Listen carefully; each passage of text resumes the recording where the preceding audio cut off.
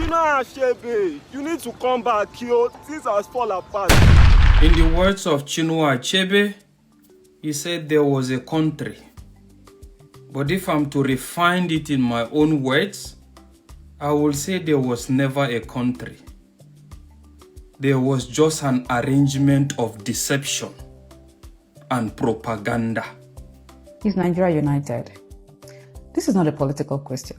This is a personal question. This is a question that every Nigerian needs to ask without fear or pretense.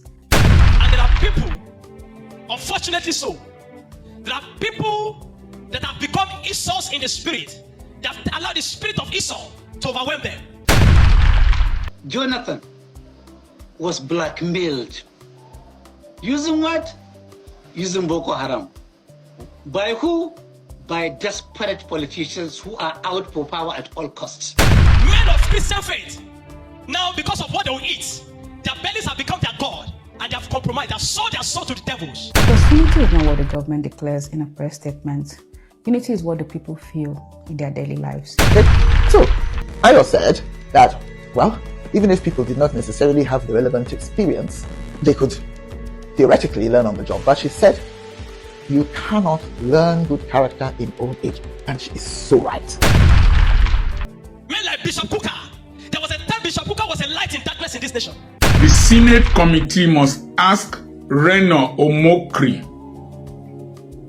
how he related with his father.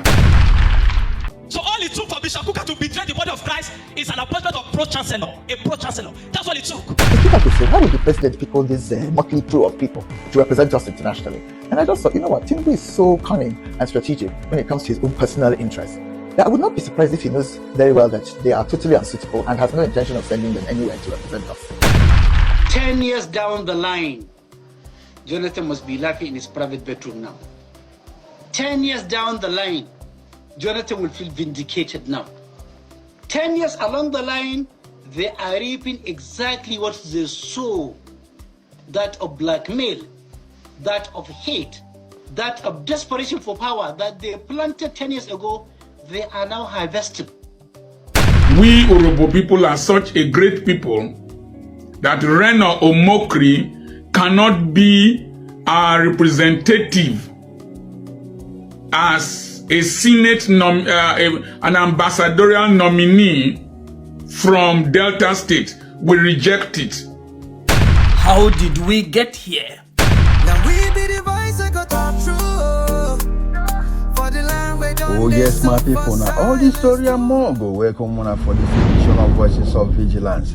Yes, active voices still the para. They react for this ambassadorial list where Tinubu government dropped last week and the kind name where they inside. Now the same manner where the Christian genocide story still they hot for inside internet. First, make we hear as Mimi Yakiga take analyze the ambassadorial list. So it's no longer news that the president has released his ambassadorial nominee list. And so let's take a quick look at some of the names on this list, because these are the people that will be representing you, me, and 220 million Nigerians in whatever country they are posted to. In global politics, an ambassador is not just a visitor. They are the mirror of the nation, the voice of the country. They are the first impression people get about Nigeria. So let's talk. The first on that list is Ambassador Ayodele Oke.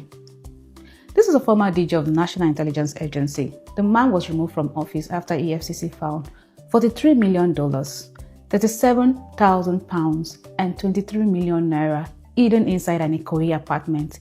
He was declared wanted by the EFCC alongside his wife. Yes, the case was later withdrawn, but the scandal remains part of his public identity, and this is one of the persons that is representing us from Nigeria. Second on that list is Femi Fani Kayode, a former minister who has spent almost half of his career in and out of EFCC cases, from the Aviation Intervention Fund to the alleged 4.6 billion fraud tied to campaign funds. Some cases were squashed out in court, yes, but you cannot pretend the cloud has disappeared. These histories follow you, especially in international service. The next on the line is Grace Bent. Most of you might not know her, but she was a former senator. She was arrested for her alleged role in Desiani's 23 billion election fund scandal. Again, not convicted, but the stain is there. Diplomacy requires clean reputation, not names that trend from old EFCC files. Also, just to mention that she has high-profile court cases of defamation, which means her name is already controversial in the public space. And we also have the next in line is Victor Okezie Ikpeazu. Most of you know him. He's a former governor of Abia State. His administration was linked to the ongoing allegations from the money laundering probes to the infamous 10 billion naira airport project that never existed. And now, instead of answering those questions, he's being rewarded with ambassadorial post. Then we move to the next person, Jimoh Ibrahim, a billionaire politician with decades of battles around AMCON and multi-billion naira debt recoveries which are tied to Nincon, Arik, and more. Not a simple business misunderstanding. These are controversies that even foreign missions track carefully. And then we move down to Otumba Femi Pedro, former deputy governor of Lagos State under President Bola Ahmed Tinubu. This man was impeached for gross misconduct by the Lagos House of Assembly. Yes, although he was later pardoned, but impeachment is not something you sweep under the carpet. And then, of course, the one that shocks everybody, Reno Omokri, a man publicly known for lies, propaganda, online deceit, and constant misinformation. So, what exactly are we telling the world? That we are comfortable being represented by someone whose entire public profile is built on controversy and deception. So before you argue that Reno is not a liar, let's remember the same Reno once called President Bola Ahmed Tinubu a drug baron. So if suddenly we are expected to believe that Reno is now an honest man, then by the same logic, everything he said about Tinubu is true. Now let's talk about the backward growth syndrome. Anything to stay in government, anything to avoid going to jail. We've seen people who've ruled entire states like Ifeanyi Ukwanyi, Okezie Ikpeazu, now stepping down into ambassadorial postings. It's like a PhD holder going back to do masters. And here is the bigger problem. A large number of these nominees are non-career diplomats. Nigerians have trained, tested, disciplined professionals in foreign service, people who understand diplomacy, people who understand international law. But instead of elevating them, the government sidelines them to reward political loyalists. And here is the downside, because non-career ambassadors often lack diplomatic skills.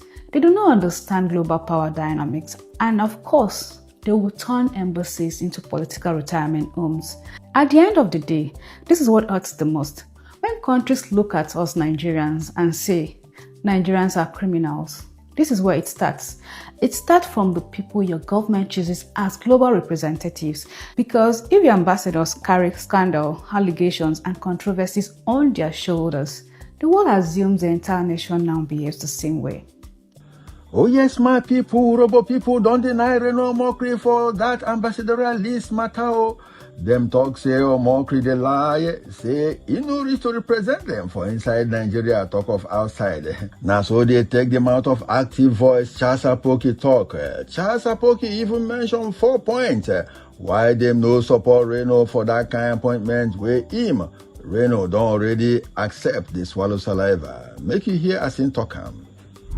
I am your friend, Dr. Charles Apoki. President Bola Ahmed Tinubu has submitted a list of ambassadorial nominees to the Senate.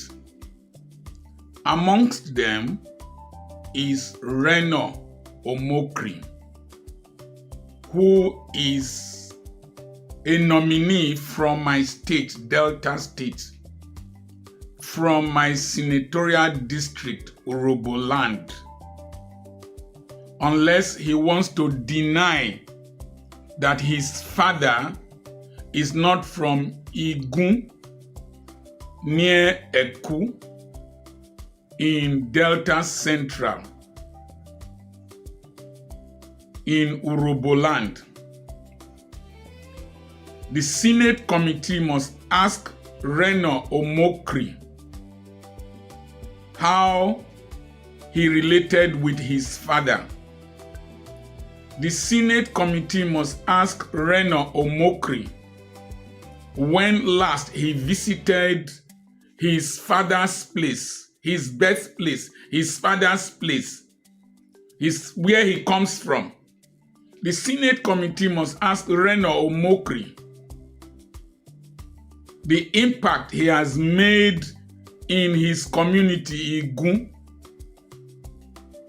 Reno Omokri should first be a good ambassador of his community, his tribe to Nigeria, his state to Nigeria, before he becomes an ambassador of Nigeria to another nation. Charity begins at home. Nigeria is such a great nation.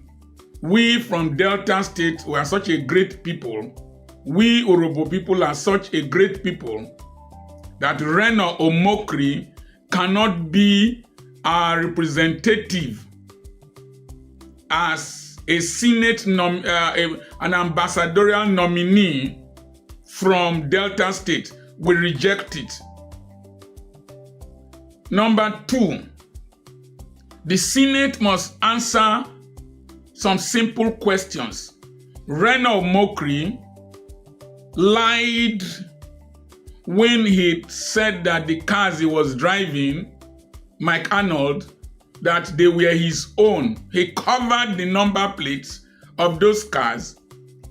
He said that he didn't want obedience to know the number of his cars so that they cannot be traced.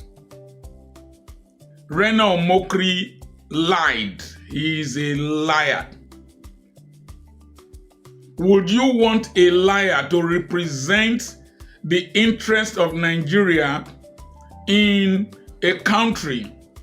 Would he not bring false reports about that nation to Nigeria and carry false reports about Nigeria to that country? And any wrong information can lead to a diplomatic brouhaha. Number 3, Reno Omokri said on social media that he will never work for President Tinubu, that it is not in his DNA. Are you sending an AI version of Reno Omokri as an ambassador? Is it the same Reno Omokri with the DNA that cannot work with President Tinubu, that is going to represent Nigeria? It is a big risk. Number 4, Reno Omokri insulted Tinubu, called him a drug baron, went to the University of Chicago, did videos, presented documents. We cannot allow a man who would insult the president of this country and then turn around and become his ambassador. He's an unreliable person. I address the Senate president and all the senators, particularly those from Delta State, Senator Ede Dafinone, and all the other senators from Delta State. Please stand up against this man. He cannot be our ambassador. If you like, approve of him. The shame is on your head. We have spoken. I remain the area grandfather, Dr. Charles Poki.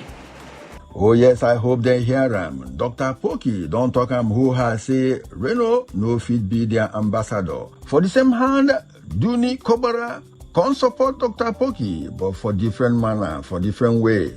And say maybe Tinubu don't want take him Maradonic tendency, one push him go National Assembly, so that he can go wash up Pharaoh hand on top them head. Here at She Take Talker. When I was watching Arise TV earlier on today, I was struck by something that was said by Ayo Mero, one of the bright young ladies who livens up the morning show. Okay? She was referring to the list of ambassadorial nominees that has recently been presented by Mr. President. And as you will know, this list has been so controversial. It contains the names of a bunch of political cronies who don't have very good reputations. It contains the names of a couple of guys who have insulted a lot of people very undiplomatically, And they've even insulted Mr. President himself in the past. Then it also contains the name of the former INEC chairman, Professor Mahmoud Yakubu, whose stewardship of the 2023 election caused widespread disgust. Okay? So, Ayo said that, well, even if people did not necessarily have the relevant experience, they could theoretically learn on the job. But she said, you cannot learn good character in old age. And she is so right. By the way, another category of people who should perhaps not be on that list are the wives of big men, of whom there are a couple. So, I had a thought though. Because people could say, why would the president pick all this motley crew of people to represent us internationally? And I just thought, you know what, Tinubu is so cunning and strategic when it comes to his own personal interests that I would not be surprised if he knows very well that they are totally unsuitable and has no intention of sending them anywhere to represent us. What I mean by this is, it's quite clever actually to placate your friends and associates by saying, okay, I'll put your wife's name on the list, or I'll put your name on the list, and to also want to show gratitude to the man who handed the election to you on a plate in 2023, and to look as if you're very forgiving and magnanimous towards people who have thoroughly and comprehensively and publicly abused you over the years until recently. But, you know, as you're putting all those names down on the list, you're smiling to yourself because you know that the uproar will be so loud that there's no way they can make it through the screening by the National Assembly or the screening in the court of public opinion. Some of them may even be rejected by the foreign countries that they're supposed to be sent to, because apparently ambassadors have to be accepted at the other end as well as sent from here. So anyway, long story short, when they're all rejected, or most of them are rejected, Tinubu can turn around and say, I'm so sorry, I tried. I did my best. I think he did that with Nasser El-Rufai, his former associate, and the ex-former governor of Kaduna, who helped him so much in 2023 and was eventually nominated for a ministerial appointment, but got to the National Assembly and was rejected by the legislators. Tinubu looked as if he had done his bit for somebody who has helped him, but couldn't stop the world or whoever from blocking him. So I think that's what he's doing now. I suspect that he knows very well that most of these people are totally unsuitable and will not be accepted by anyone serious. And let's wait and see what happens. For all this wahala wey dey happen for Nigeria, the spirit of Chinua Achebe don appear twice for Nigeria since this week. As one active voice, wey be Samuel Omotere, don invoke that spirit, make it come back. Because why? That time wey in write things fall apart, say things never fall apart for Nigeria. Say now wey the better gbege don land for Nigeria head. Say making come back, come drop Things Fall Apart Part 2. Listen. Chinua Achebe, you need to come back, yo. Things has fall apart, gangan. It just fall apart. That time, it seems Ojulon Koinda. Now things are fall apart. You need to come back, yo. Cause you drop part 1, you not drop part 2. Whether it's me that will help you to drop part 2. I don't know who will help you to drop part 2. You drop part 1, you not drop part 2. You need to come and complete the part 2. Either you will sneak out of heaven or you will bribe them. You have to pick one. Come and finish what you started, yo. Cause you are giving this Yoruba actor vibe that will drop part 1 and will be begging to drop part 2. Una don hear am? Oh yes, as if that one no do another active voice come para spit fire on top Niger head. In start him talk with Chinua Achebe's book. I tell you, the thing where this active voice talk na strong word. Him throw a caution for wind. Say make all try for Niger, make them take their stand. Say one Nigeria na scam. In the words of Chinua Achebe, he said there was a country. But if I'm to refine it in my own words, I will say there was never a country. There was just an arrangement of deception and propaganda. While the fact is, when we were busy thinking that the move by Shegumi was a personal opinion for the government to negotiate with these radical elements and these bandits, at the end of the day we were wrong. It wasn't just Shegumi's opinion. It was a calculated agenda and it was a grandstand of the North. As evidently you can see what I've displayed here. The chairman of Arewa Consultative Forum urging Tinubu to negotiate with these radical elements, with these Fulani bandits. It doesn't just stop at negotiation, that they should equally be given money, just like the way they gave Niger Deltans money. So at the end of the day, you get to see that we were actually thinking it was something of a personal opinion and it doesn't reflect reality. But now it's obvious. But this now brings us to the question: how did we get here? Secondly, how we go take comot for here? First of all, I want to say that person will constitute this thing where they call Northern Nigeria. Na thunder go fire you. Na thunder go fire you. But apart from that, I think it's high time for people to know this one. This is not hate. This one where I go talk is reality. Forget about propaganda or sweet words. And any other person that is not comfortable with this, I don't care. But the fact is, it's high time for people to define themselves and stand for whatever reflects the true definition of themselves. And in this regards now, I want to sincerely say that this kangaroo arrangement of Northern Nigeria is high time, is more defined, and people that knows that this doesn't reflect them, I am telling you, should stay out of this. You need to stay out of this. Talking about this now, I want to tell you that I am telling you sincerely, no, God,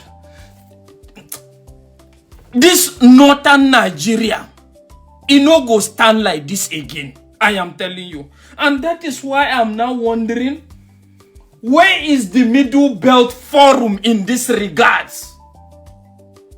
Is the statement of this Arewa consultative chairman your stand as well? And why have you been sleeping? It's obvious now that no matter how you try to promote togetherness, I am telling you, there is nothing like togetherness. There are people in this country that have agenda and they are working towards that agenda. And it's evidently showing.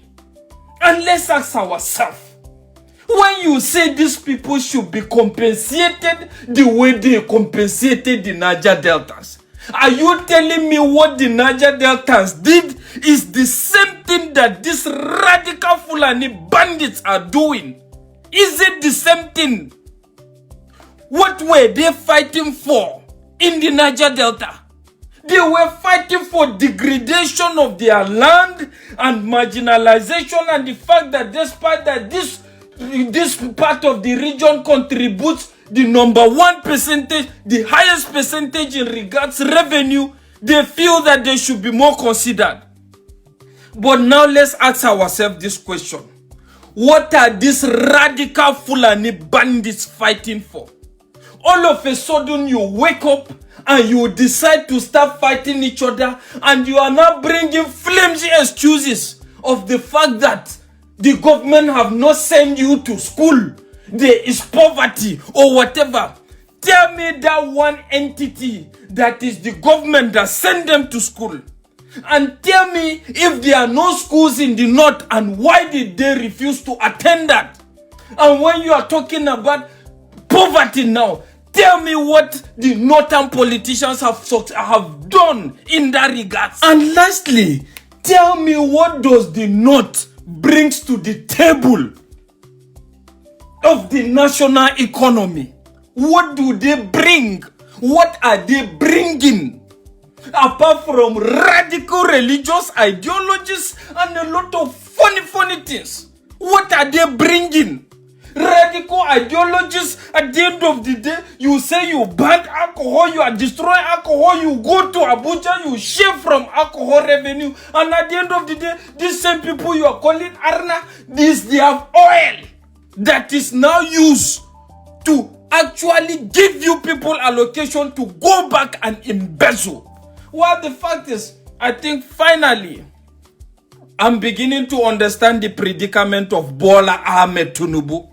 I am telling you. And I think I am retracting and I'm changing my stance in this regards. I am telling you, Tinubu, Peter Obi, or Sowore, or nothing. Allah. Tinubu, Peter Obi, Sowore, or nothing. In short, the fact is, Tom, well, that is just it. Sincerely speaking. Because I'm beginning to now feel that this thing is not just all about even insurgency. It's all about even some elements are in this system that are trying to ensure that they discredit this man, as evidently shown with this man coming to make this kind of utterance. I am telling you, it's a calculated attempt. But by the grace of God, Kubra Muslim ticket. We don't have a problem with that now. Tinubu must continue. If he can't continue, let it be another person, but not a northerner. Do whatever you feel like doing. I am telling you sincerely, nothing. Absolutely nothing. No northerner is smelling that seat. By God's grace, come the next election, whether you like it or not. But go and still keep pampering bandits. Go and do whatever you feel like doing. And I'm telling this to also the minority in the north. This is high time for you to take a stand. And I'm equally telling this to the Niger Deltas, to the Igbos. Everybody should take a stand.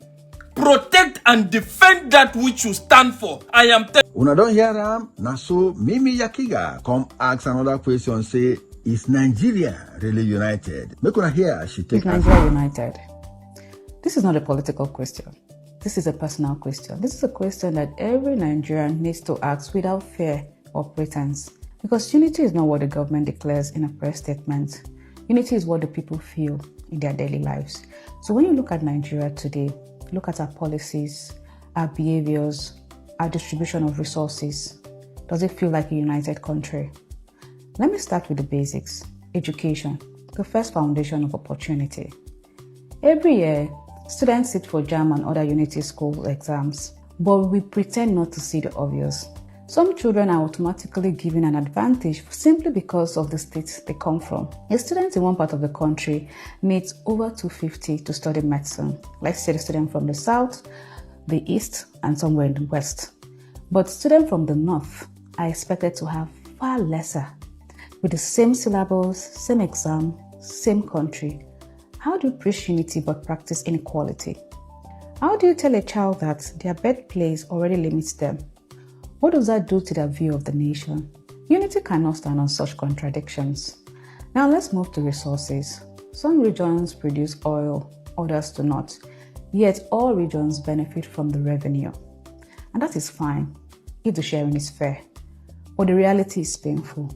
Because the communities that bear the burden of these spills, the gas flares, environmental damage, and loss of livelihoods are often the poorest. Meanwhile, the part of the country with no natural resources contributing to national revenue enjoy the loudest voice in determining how this revenue is distributed. Is that unity or exploitation? Now let's get a little bit more serious. Let's talk about alcohol VAT. Let's play a simple scenario. Please pay attention. A businessman in Anambra sells alcohol and pays VAT into the Federation account. That same alcohol is being destroyed in most parts of Nigeria because of religious reasons. Yet the VAT from that product is shared nationally, including to the states that forbid and destroy it. So if you're rejecting a product morally, why do you accept the revenue financially? Unity cannot be built on selective morality. And this takes me to the long-forgotten Jonathan's confab. Yes, most of us do not know. It was a national conference report. In 2014, delegates from every part of Nigeria, traditional rulers, lawyers, women, youth, all gathered for a national conference. They debated restructuring, revenue sharing, local autonomy, state policing, and every serious national issue. The final report is known as Jonathan's Confirm Report, and that would have been Nigeria's most important roadmap. But what happened? It was shelved. it was ignored. Because some people knew that implementing true federalism would disrupt the comfort of imbalanced system. A united country does not throw away solutions simply because the solution will cost certain powerful people their privileges. And let's not forget, the North have natural resources. But what happens to it? Selective federalism. We must also mention a truth many avoid to say. When resources are discovered in the South, like oil, gas, maritime assets, the language is federal character, national cake, joint ownership. But when resources are discovered in the North, gold, lithium, solid minerals, suddenly the grammar changes to community ownership, private partnership, and insecurity. So why is federalism one-sided? Why is national ownership only invoked when the South is producing? Unity is not in a national anthem. Unity is not a flag. Unity is justice, it's fairness, it's equal opportunity. Unity is respecting every region equally. And the day we start answering these questions honestly is the day Nigeria will finally begin a journey towards real lasting unity. For another theory where concerning Christian genocide for Nigeria, Apostle Michael Olowokere, con spit fire, con lay curse upon all the Christians where they deny say waiting they happen for Nigeria, no be genocide. He even call powerful names where go shock you. Listen to the apostle. And there are people, unfortunately so, there are people that have become Esau's in the spirit. They have allowed the spirit of Esau to overwhelm them. Men of Christian faith, now because of what they will eat, their bellies have become their God and they have compromised. They have sold their soul to the devils. Men like Bishop Kuka. There was a time Bishop Kuka was a light in darkness in this nation. It was a beacon of light. We admire him. We said that out of every man of God in this nation, we said, no, Bishop Kuka speak the truth. Speaking against the killing of Christians for a long time. Only to be given an appointment in this government. And then he's beginning to sing a new song. So all it took for Bishop Kuka to betray the body of Christ is an appointment of pro-chancellor. A pro-chancellor. That's what it took.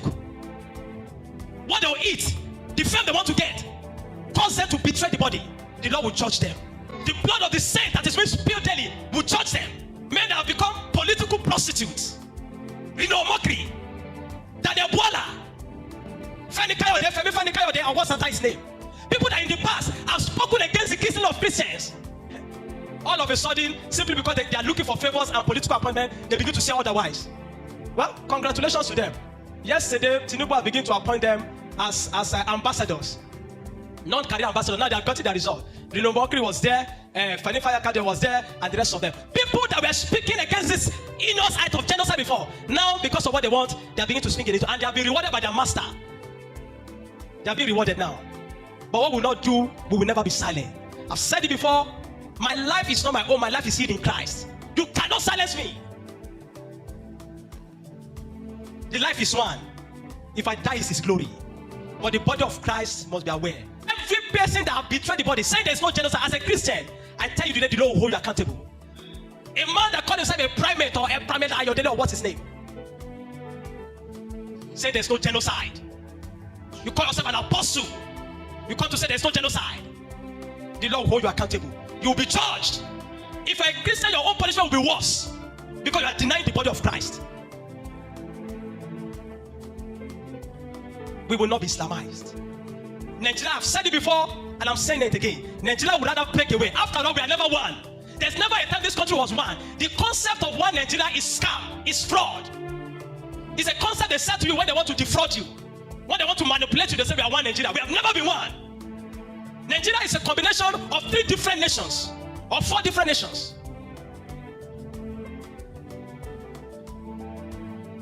The Bible says watch and pray. The watch there doesn't mean you open your eye like this. No. The watch there means what? Be prepared. Be ready. Be vigilant. Arm yourself. That's the watch. He didn't say pray and watch. No. He said watch first. Because if you don't watch, you could die. A dead man cannot pray. Are you with me? A dead man cannot pray. So he said watch first so that you'll be alive to pray. Because if you don't watch and they kill you, how do you pray? So he said watch and pray. He didn't say pray and watch. He said watch and pray. We will not be silenced. The church of God will not be silenced. Believers will not be silenced. God forbid one day you come and start shouting Allahu Akbar. God forbid it. Finally, my people, make we invite Shehu Madi to come give us lecture as Kama take catch up with Tinubu government because of the things we don't do to Jonathan before. Now, so we go end up, my people. Tomorrow, another day. Bye. It is what is called nemesis and karma. Jonathan was blackmailed. Using what? Using Boko Haram. By who? By desperate politicians who are out for power at all costs. They were all over. They went to America, they went everywhere. They want Jonathan what? Removed. Jonathan, being a gentleman, fully aware that he was being blackmailed, went and even congratulated Buhari. He stepped aside. 10 years down the line, Jonathan must be laughing in his private bedroom now. 10 years down the line, Jonathan will feel vindicated now. 10 years along the line, they are reaping exactly what they sow, that of blackmail, that of hate, that of desperation for power that they planted 10 years ago, they are now harvesting. It is karma at play. It is nemesis at play. The same politician now that are running helter-skelter, contributing $1 billion naira, spending trillions of naira, buying drones, are the same people that blackmailed Jonathan. Therefore, it is a warning that every day could be for the thief, one day could be for the owner. You can continue to blackmail, you can continue to intimidate, you can continue to arrest, you can continue to pretend, but a harvest day always awaits the pretenders, the blackmailers, and the intimidators. This is the rule of God. This is the law of God.